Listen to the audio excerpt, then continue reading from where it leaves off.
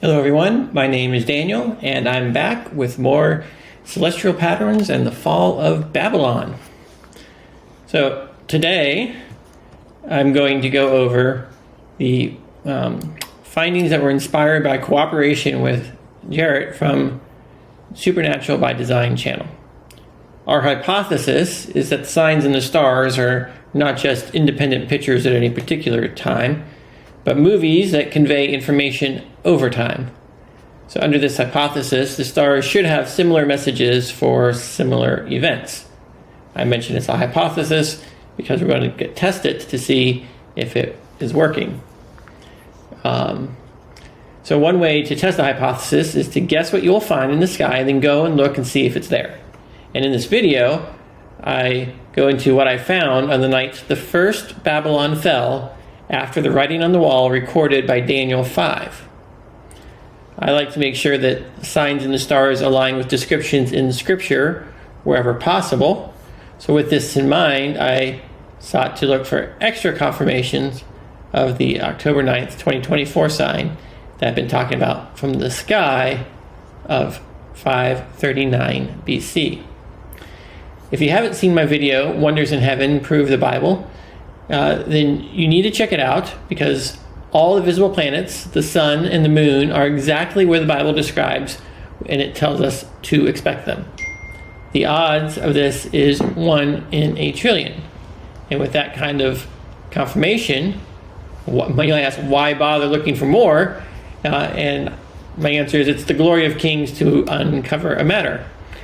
So this is a 1 in a trillion chance. That's awesome video. You got to check it out. So according to Wikipedia, I know it's Wikipedia, so we have to take it with a grain of salt. But it says Babylon fell in 539 BC. Not only does it say 539 BC, it gives us the 13th of October, which is a very specific date, which tells me that they've got sources that can pinpoint it that precisely. So for now, I'm just going to take them at their word, and we will see what's in the stars on that particular night and see if it lines up with what we are seeing when we expect fall of Babylon to fall this fall on October 9th. So I went to the sky on that date to see if I could find any correlation, and lo and behold, Jupiter is in the exact same spot, going into retrograde in the exact same direction in the golden gateway of the ecliptic. Now, something to keep in mind when we go to BC is stellarium uses doesn't have the 0 year, so negative 538 AD is the same as 539 BC. All right, so that is very interesting. I calculated the odds. I actually simulated in stellarium to see how often Jupiter is going into retrograde in this position, in this direction into Taurus. And it is about 1 in 42 years. So the odds of this lining up perfectly is 1 in 42. Not impossible, but improbable. So I decided to look deeper into scriptures to see if the prophecy of Cyrus overthrowing Babylon contained any clues to the stars. This is what Isaiah 45 says. Thus saith the Lord to his anointed, to Cyrus, whose right hand I have holden to subdue the nations before him. And I will loose the loins of kings, to open before him 2 leaved gates, and the gates shall not be shut. That immediately made me think of Job, talking about loosing the bands of the Pleiades, of Orion, and the sweet influences of Pleiades. So and Orion is a king. So loose the loins of the king, or the bands of Orion. Well, we can see that Jupiter is circling right above Orion. And Jupiter can't get closer to Orion because it's on the ecliptic. It's in that plane, so it's never going to get far from this orange line here. But you can see it's circling above Orion, loose in the loins. That's a proper analogy. And he also says 2 leaved gates. He's talking about the gates, what's in the gates in the star. I covered this in a prior video about how Jupiter would be located in the celestial gateway, the door. Behold, I stand at the door and knock. And of course, 2 gates could also represent the Golden Gate of Jerusalem. Now, this is Babylon, so it's not Jerusalem, but nevertheless, we have a prophecy that's talking about kings and gates, and then it also says the gates shall not be shut. And that's a parallel, an inversion parallel to what Ezekiel 42 says when talking about the return of Messiah. Then he brought me back by way of the east gate, and says, this gate shall be shut, and it shall not be opened, and no man shall enter in by it, because Jehovah, the Elohim of Israel, has entered by it. Therefore it shall be shut. So, in one prophecy, it will not be shut, it will be open, and the other, it will be shut. So we've got 3 data points that all correlate and say a similar message, and then the stars appear to line up with Jupiter. So the other thing it says that he's the one that will be doing it, and Jupiter is one like unto the Son of Man, according to Revelation. Also, on this particular night, the moon is in conjunction with Jupiter in the gate. So this occurs on the 6th day of the 7th month, which is not an appointed time. However, we must consider the possibility that Wikipedia has the date slightly wrong, although then the moon wouldn't be in conjunction.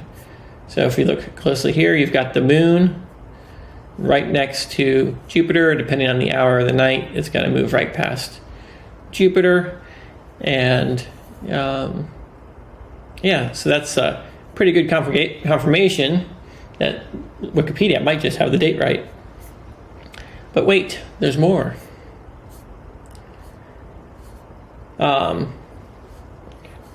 So let's look at Saturn. On this night, Saturn and Mars, but Saturn is in the constellation Aquarius, not directly under the stream of judgment, but in the same constellation, within a couple degrees. I guess I haven't measured it there, but it looks like it might be within what you would consider a conjunction less than 10 degrees of being in the water.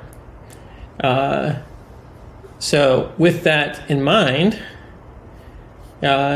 Saturn is only in Aquarius about once every 80 years. And to have it line up in 2024 and with the fall of the original Babylon is a low probability. But when you combine it with Jupiter, the combined odds are 1 in 3,360. So Saturn's just a very slow-moving planet. It's got an 80-year orbit, and so in any given year, it's not moving very far. And it can hang out in Aquarius for a period of time that could be a year to year and a half before it ends up moving on to the next one. So in an 80-year window, there might be 1.5 years where it's in the neighborhood of Aquarius, and that's where it happens to be at this particular time. So Daniel records the prophecy that's written on the wall. You have been weighed in the balances and found wanting. Well, that's exactly where the sun is. The sun on this date is where Venus is on October 9th of this year. So weighed in the balance, that's appropriate because the sun is like the bridegroom. So it's another representation of Yeshua in the sky. And there it is, right on that particular date. And it turns out that Venus is in Virgo. So The difference is the Sun and Venus swap spots. But because it's not an exact match, I'm not going to include it in the odds. I just thought it was an interesting observation that the Sun is dead center in Libra when Babylon was being weighed and found wanting. So it's just not possible due to the precession of the equinox for the Sun to be in the same place in October after 2,500 years. But so that's the best you could do given the limitations there. The other commonality is that on Passover, the year that Babylon fell, there was a total solar eclipse that went across the United States, just like there was this year. And on average, there's only been one total solar eclipse across the United States every 10 years in the past 150 years. But only 2 total eclipses, including this last one, occurred on Passover. So that would be a 1 in 75 odds of a total solar eclipse over the United States on Passover. Well, I will use the more conservative estimate and assume any eclipse is a match. And if you do that, there's a 1 in 33,000 probability of matching in all those points. Or if you include Passover connection, 1 in 250,000 odds.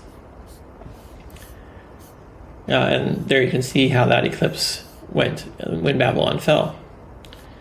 So the conclusion is that this evidence tends to support the claim that history rhymes and the past is a template for the future. There is truly nothing new under the sun. And it brought to mind Back to the Future, where no matter what happens, the bad guy gets the manure. So thank you so much for watching. Please subscribe, and I'll have more content for you.